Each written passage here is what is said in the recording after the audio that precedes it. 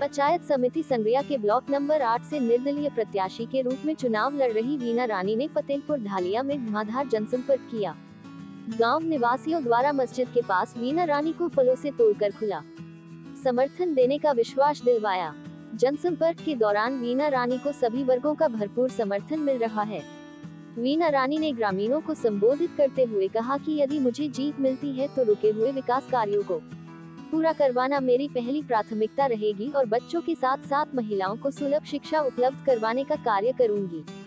उन्होंने कहा कि पंचायत समिति में गांव के सर्वांगीण विकास के लिए आपकी आवाज बनूंगी। उन्होंने ग्रामीणों को मूलभूत सुविधाएं उपलब्ध करवाने का भरोसा दिलवाते हुए 1 दिसंबर को चुनाव चिन्ह बेट के सामने वाला बटन दबाकर विजयश्री का आशीर्वाद देने का आह्वान किया। इस दौरान भारी आंख्या में समर्थक व ग्रामीण मौजूद थे।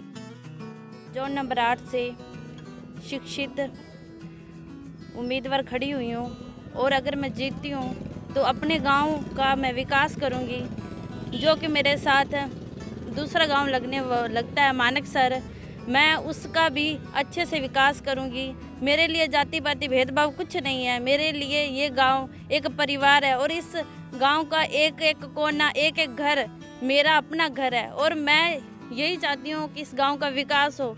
पिछले 10 सालों से हमारे गांव में विकास नहीं हो रहा है लेकिन डायरेक्टर जो बनते हैं वो विकास नहीं करते हैं।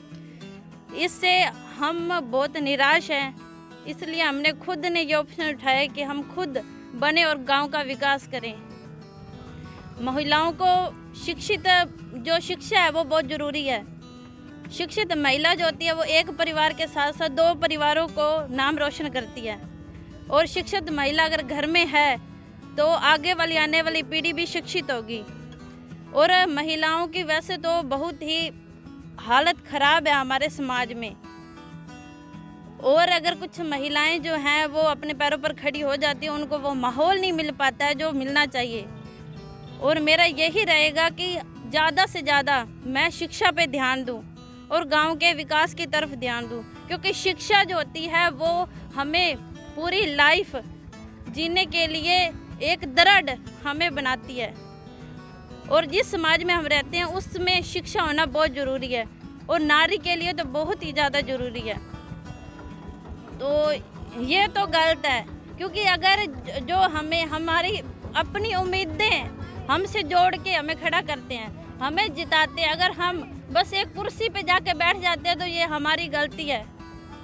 हम तो अपना फ़ायदा निकालते हैं। फिर तो हमें गांव के बारे में सोचना, जो हमारे गांव हमारे से जुड़े हुए उनके विकास के बारे में सोचना चाहिए, क्योंकि लोग चंद्रमा पर पहुंच गए और हम यहाँ पे अभी तक कच्ची गलियों में फिर रहे हैं और हमें ज़्यादा से ज़्यादा विकास के बारे में सोचना चाहिए।